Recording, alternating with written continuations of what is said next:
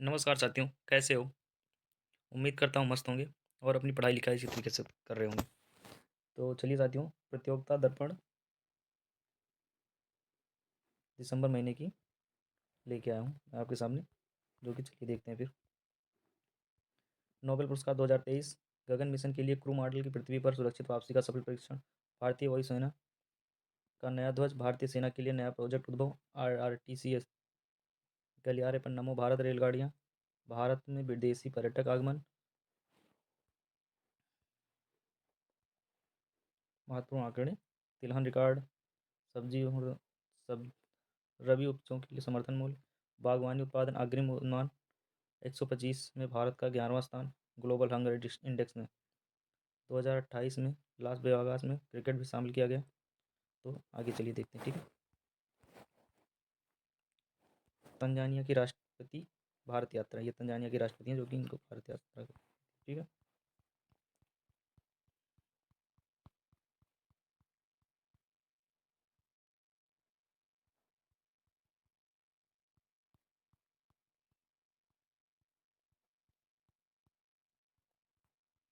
तो उसमें हम क्या क्या देखने वाले हैं, इस अंक में है राष्ट्रीय घटनाक्रम, अंतर्राष्ट्रीय घटनाक्रम, आर्थिक वाणिज्यिक परिदृश्य, नोबेल पुरस्कार 2023 के बारे में देखेंगे, नवीनतम सामान्य ज्ञान, खेल कूद, पैरा एशियाई खेलों में भारत का अब तक सर्वश्रेष्ठ प्रदर्शन 111 पदकों के साथ तालिका में 5वां स्थान। 19वें एशियाई खेल चीन में हांगझाऊ में संपन्न, भारत का एशियाड में अब तक का सर्वश्रेष्ठ प्रदर्शन, ठीक है।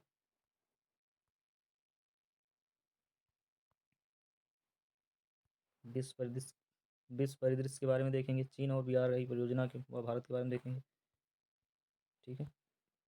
आर्थिक लेख, क्षेत्र आधारित मुआवजा योजना, ग्रामीण अर्थव्यवस्था लेख, प्रगति पर आधारित गांव, संवैधानिक लेख, प्रौद्योगिक लेख, सामाजिक सुरक्षा लेख, बराबरी हक लेख, विज्ञान प्रौद्योगिकी लेख के बारे में देखेंगे, ठीक है।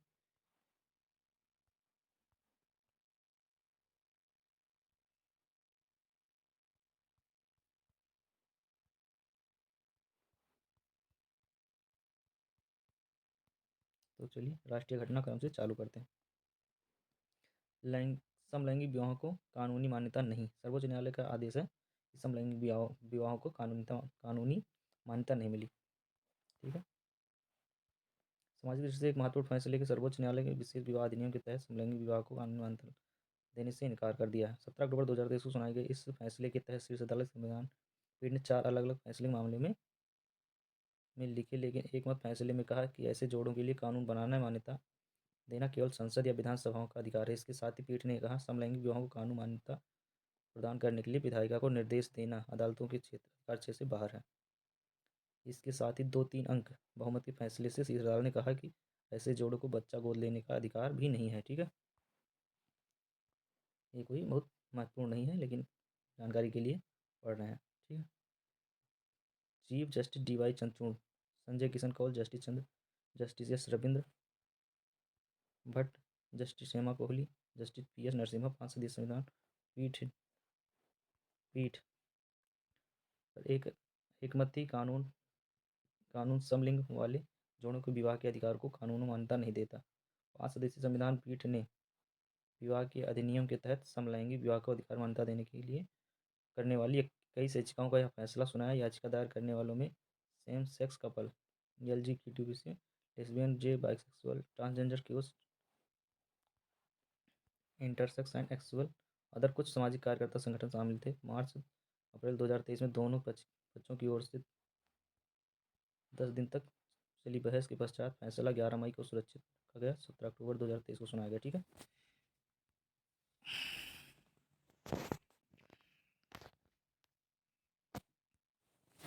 त्रिपुरा के 2 आतंकी संगठनों NLFT और ATTF पर प्रतिबंध की अवधि 5 वर्ष की वृद्धि कर दी गई। प्रतिबंध 5 वर्ष और बढ़ा दिया गया, ठीक है। त्रिपुरा में सक्रिय 2 विद्रोही गैर कानूनी समूह national liberation front of Tripura NLFT all तथा all Tripura tiger force ATTF एवं इनके सभी गुटों एवं धड़ों को गैर कानूनी घोषित करते हुए गृह मंत्रालय ने इन पर आरोपित प्रतिबंध 5 वर्ष के लिए बढ़ा दिया है। राष्ट्र विरोधी गतिविधियों के लिए इन दोनों संघों गैर कानूनी गतिविधियों रोकथाम अधिनियम 1967।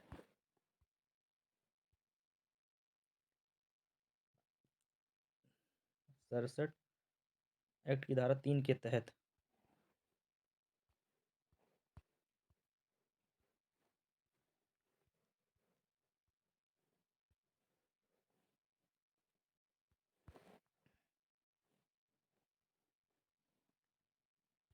पहली बार 1997 में प्रतिबंधित किया गया था। यह प्रतिबंध 4 अक्टूबर 2018 से 5 वर्ष के लिए बढ़ाया गया। गृह मंत्रालय ने 3 अक्टूबर 2025 के अधिसूचना द्वारा दो समूहों पर आरोपित प्रतिबंध को 5 वर्षों के लिए पुनः बढ़ा दिया है। ठीक है। गृह मंत्रालय की अधिसूचना में कहा गया है कि इन दोनों संघों का मकसद पूर्वोत्तर राज्य के अन्य सशस्त्र अलगाववादी संगठनों के साथ मिलकर हथियार के बल पर त्रिपुरा को भारत से अलग करके एक राष्ट्र की स्थापना करना है। मंत्रालय ने कहा है कि हिंसक एवं विध्वंसक गतिविधियों में शामिल रहकर इन समूहों द्वारा सरकार के अधिकार को कमजोर किया जा रहा है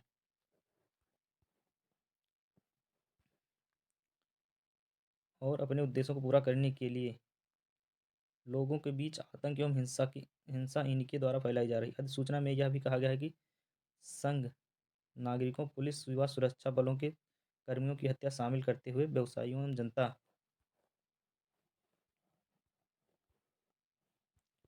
से धन की जबरन वसूली में भी संलग्न है। इनके अतिरिक्त NLFT, ATTF, ये दो चीज़ ध्यान रखना। NLFT और ATTF के लोगों की ट्रेनिंग, हथियारों और गोला बारूद आदि खरीदने के उद्देश्य से पड़ोसी देशों में शिविरों की स्थापना की बात भी अधिसूचना में कही गई है। NLFT और ATTF की गतिविधियों को केंद्र की दृष्टि से भारत की संप्रभुता अखंडता के लिए हानिकारक मानते हुए गैर कानूनी बताया गया है, जिसके चलते इन सभी गुटों एवं धड़ों पर प्रतिबंध को अक्टूबर 2023 से आगे के 5 और वर्षों के लिए बढ़ा दिया गया है। उल्लेखनीय है कि अनलॉफुल एक्टिविटीज प्रिवेंशन एक्ट 1967 की धारा 3 के तहत कुल 14 संघों पर प्रतिबंध आरोपित है। इनकी सूची बॉक्स में दर्शाई गई है, जबकि आतंकी गतिविधियों में लिप्तता के लिए अधिनियम धारा 15 के तहत 44 संगठनों को आतंकी संगठन घोषित करते हुए प्रतिबंधित किया गया है।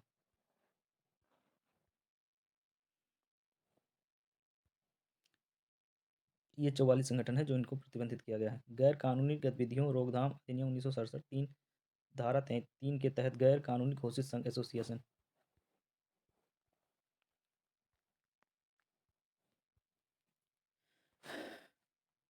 Declared unlawful association under section 3 of unlawful activities prevention act 1967। Name of organisation student Islamic movement SIM SIMI को प्रतिबंधित किया गया। United liberation front of Assam, इसको प्रतिबंधित किया गया। National democratic front of Bodoland NDFB को इसको प्रतिबंधित किया गया है। Meitei extremist organisation of Manipur normally, इसको प्रतिबंधित किया गया है। ठीक है। ये जितनी पार्टियां हैं इनको सबको प्रतिबंधित किया गया है। People liberation army PLA and politic wings the revolutionary people front army, इसको प्रतिबंधित किया गया है। United nation liberation front UNLF and its arm being the Manipur People's Army MPA, People's Revolutionary Party of King Paik Prepak and Armed Wings Red Army को प्रतिबंधित किया गया है। कैंगलाई कम्युनिस्ट पार्टी KCP को प्रतिबंधित किया गया है। कैंगलाई यौल कानबा लुप KYKL को प्रतिबंधित किया गया है।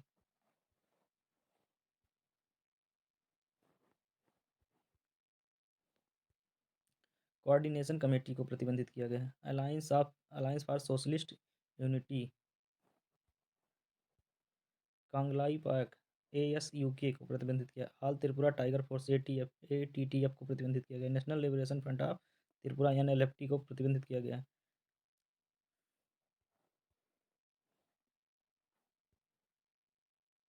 हाइनी trip national liberation council HNLC को liberation of tiger Tamil Eelam Eelam को लिबरेशन टाइगर्स ऑफ तमिल इल्म को प्रतिबंधित किया गया। National socialist council of Nagaland Khaplang को प्रतिबंधित किया गया है। इस्लामिक रिसर्च फाउंडेशन IRF को प्रतिबंधित किया गया है। ठीक है। जमात इस्लामी जम्मू कश्मीर की पार्टी को प्रतिबंधित किया गया। Jammu Kashmir and liberation front of Mohammad Yasin Malik की फैक्शन को प्रतिबंधित किया गया। सिक्स फॉर जस्टिस इसको प्रतिबंधित किया गया। Popular front of India PFI its association affiliated from front including Rehab India foundation RIF, ये जितनी पार्टियां हैं इनको प्रतिबंधित कर दिया गया है गृह मंत्रालय की ओर से। ठीक है। अब ये देखते 72 वर्ष पश्चात भारतीय वायुसेना को नया ध्वज मिला। ठीक है, इसके बारे में देखते हैं क्या है। भारतीय वायुसेना को उसको नया ध्वज 8 अक्टूबर 2023 को उसकी स्थापना 91वीं वर्षगांठ के अवसर पर प्राप्त हुआ। 72 वर्ष के अंतराल के पश्चात वायुसेना को उसको नया ध्वज मिला, जिसका अनावरण वायुसेनाध्यक्ष air chief marshal BR Chaudhari ने 8 अक्टूबर 2023 को प्रयागराज में बमरौली स्थित वायुसेना के मध्य कमान मुख्यालय में CDS जनरल अनिल चौहान की उपस्थिति में किया। नीले रंग के नए ध्वज में सबसे ऊपर दाएं कोने में ये है नया झंडा वायुसेना का। ठीक है। दाएं कोने में भारतीय वायुसेना के लोगों प्रतीक चिन्ह, यानी ये दाएं कोने में लोगों का प्रतीक चिन्ह बना है। ठीक है, को जोड़ा गया, जिसके शीर्ष पर भारत के राज चिन्ह अशोक स्तंभ, यह है अशोक स्तंभ स्तंभ के शेर व देवनागरी लिपि में सत्यमेव जयते लिखा, इसी में सत्यमेव जयते लिखा। ठीक है, अंकित है। लोगों में हल्के नीले रंग के वलय हिमालयी ईगल को घेरे हुए है, जिस पर भारतीय वायुसेना लिखा है। जिस लिखा है भारतीय वायुसेना का आदर्श वाक्य नभम स्पर्शम दीप्तम ईगल के नीचे देवनागरी के सुनहरे अक्षरों में अंकित है। आदर्श वाक्य भगवद गीता के अध्याय 11 के श्लोक 24 से लिया गया। अध्याय 11 के श्लोक 24 से लिया गया, जिसका अर्थ है वैभव के साथ आकाश को छुओ, touch the sky with glory. नए ध्वज में भी दाईं और नीचे वायु सेना का गोल निशान तथा ऊपर बाएं कोने में तिरंगा झंडा बरकरार है। ब्रिटिश शासन के दौरान भारतीय वायुसेना IAF और रॉयल इंडियन एयरफोर्स RIAF कहा जाता था। ब्रिटिश सरकार के दौरान RAF रॉयल इंडियन फोर्स कहा जाता था। ठीक है। RIF के ध्वज के ऊपर बाईं की ओर अंग्रेजी झंडा यूनियन जैक बना हुआ था। स्वतंत्रता के पश्चात 1951 में यूनियन जैक के स्थान पर तिरंगा झंडा लगाकर नया ध्वज बनाया गया था। 72 वर्ष पश्चात अब नया ध्वज भारतीय वायुसेना को मिला है। ठीक है। अब देखते हैं बिहार में जातिगत जनगणना। बिहार में जातिगत जनगणना के आंकड़े जारी हुए हैं, उसको देखते हैं क्या है। ठीक है। बिहार में जनवरी से लेकर मई के दौरान कराए गए जाति आधारित सर्वे की रिपोर्ट तो अक्टूबर 2023 को गांधी जयंती के दिन जारी की गई। इस गणना में पूरे बिहार की जनसंख्या 13,07,25,310 पाई गई है, जिसमें बिहार में रहने वाले लोगों की संख्या 12,53,53,288 तब बिहार से बाहर रहने वाले लोगों की संख्या 53,72,022 है।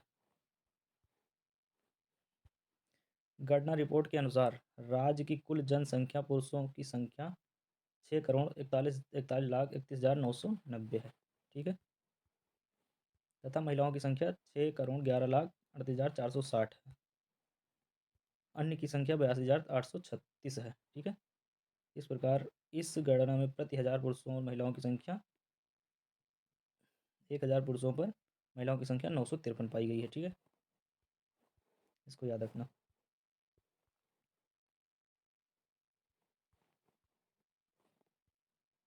जातिगत गणना रिपोर्ट के अनुसार बिहार की कुल जनसंख्या में पिछड़ा वर्ग 27.13%, अत्यंत पिछड़ा वर्ग एक्सट्रीमली बैकवर्ड क्लास 36.01%, अनुसूचित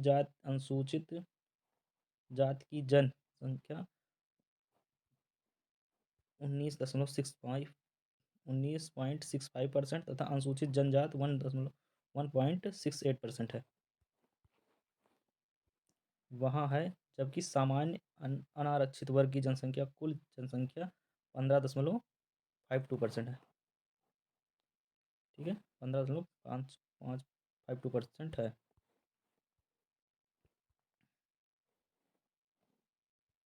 कुल जनसंख्या में विभिन्न वर्गों की जनसंख्या, ठीक है, अलग अलग इसका आंकड़ा दिया है।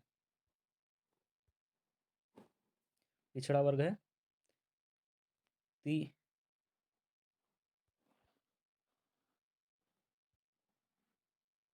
3 करोड़, एक मिनट,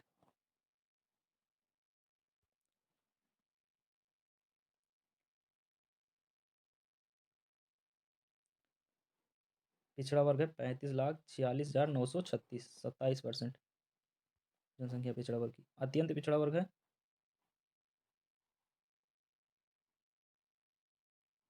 47,80,514, जो कि 36% है। अनुसूचित जात 25,68,920, 25,68,000 नहीं, अनुसूचित जात यह है 2,56,89,820, जो कि 19% है। अनुसूचित जनजाति 21,99,361, जो कि 1.6824% है। अनारक्षित यानी सामान्य वर्ग 2,02,51,667, जो कि टोटल जनसंख्या का 15% है। ठीक है, टोटल जनसंख्या है 13,07,25,000। धर्मों एवं पंथों की गणना इस जातिगत गणना के लक्ष्य से नहीं थे, किंतु उसके बिना जातियों एवं उपजातियों की वास्तविक संख्या निर्धारित नहीं हो सकती थी। इस गणना के अनुसार राज्य की कुल जनसंख्या में 82% जनसंख्या वहाँ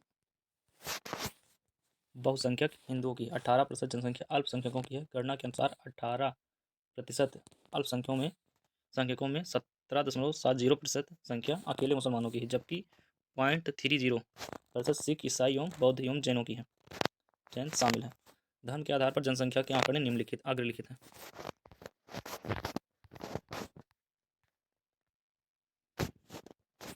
धर्म के आधार पर बिहार राज्य की जनसंख्या, ठीक है, हिंदू है 10,71,92,958, यानी लगभग 82%। इस्लाम है 2,31,49,925, यानी लगभग 17.70%। ईसाई है 75,238, 0.05%। सिक्स है 14,753, 0.011%। ठीक है, बौद्ध है 1,11,201, 0.0851%। ठीक है, जैन है 12,523, 0.0096%। ठीक है, अन्य धर्म है 1,66,566, 0.1274, जिसका कोई धर्म ही नहीं है, कोई धर्म नहीं है जिसका 4146, 0.0016%। ठीक है, जाति आधारित गणना में एक जानकारी यह भी सामने आई है कि राज्य में विभिन्न जातियों उपजातियों की संख्या 215 है। इनमें से अकेले 25 जातियां हैं जो ऐसी हैं जिनकी आबादी 1% है से अधिक है। ठीक है, 1% ऐसी भी 25% जातियां हैं जिसकी आबादी 1% से भी अधिक है। इस प्रकार 190 जातियां इस श्रेणी की हैं जिनकी जनसंख्या 1% से भी कम है। बिहार में जातिगत जनगणना में 215 जातियां पाई गई हैं। उनमें से सबसे ज़्यादा 14.26% यादव इस गणना में पाए गए हैं, जबकि ब्राह्मण 3.66%, राजपूत यानी ठाकुर 3.45%, मुसहर 3% और कुर्मी 2.88% पाए गए हैं। कायस्थ जाति के लोगों की संख्या 0.6% है। प्रमुख जातियों का प्रतिशत निम्नलिखित है, देखिए। यादव 14.27%, रविदास 5.25%, कुशवाहा 4.21%, ब्राह्मण 3.66%, मोमीन 3.55%, राजपूत 3.45%, मुसहर 3.09%, कुर्मी 2.88%, भूमिहार 2.86%, मल्लाह 2.61%,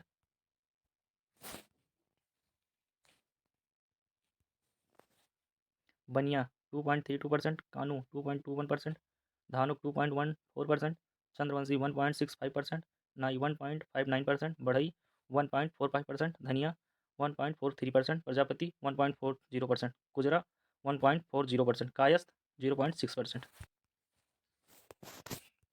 उल्लेखनीय है कि बिहार जातिगत गणना के आंकड़े जारी करने वाला देश का पहला राज्य है। पूरे देश में कहीं भी 1931 के पश्चात जात सर्वे के आंकड़े नहीं आए हैं।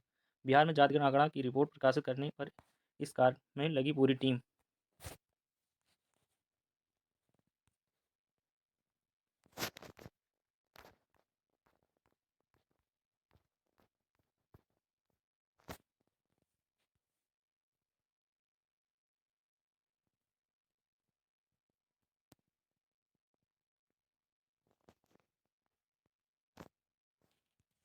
पूरी टीम को बधाई देते हुए मुख्यमंत्री श्री नीतीश कुमार ने कहा, इस गणना से न केवल जाति के बारे में बल्कि सभी की आर्थिक स्थिति संबंधी जानकारी सामने आई है।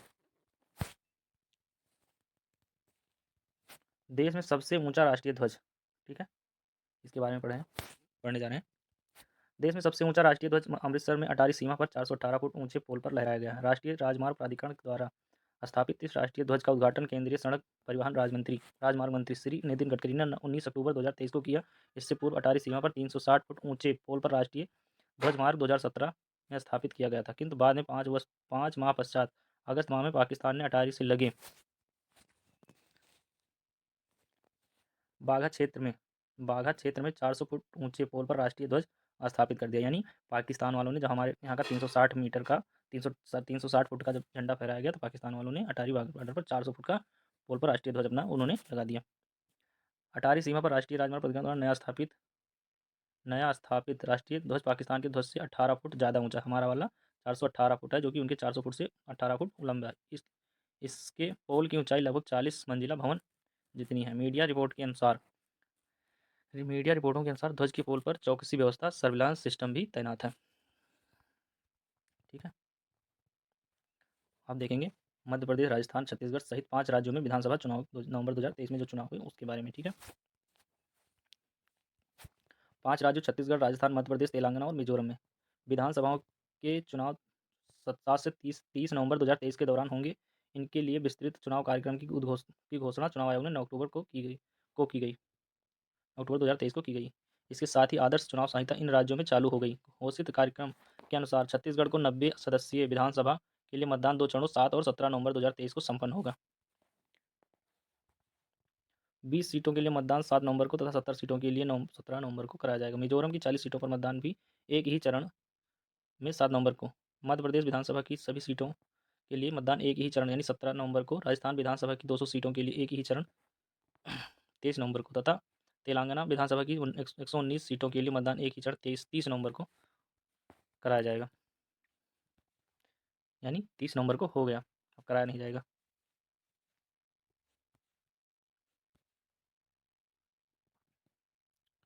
पांचों राज्यों में इन सभी सीटों के लिए मतगणना 3 दिसंबर 2023 को हुई तथा उसी दिन परिणाम घोषित कर दिया गया।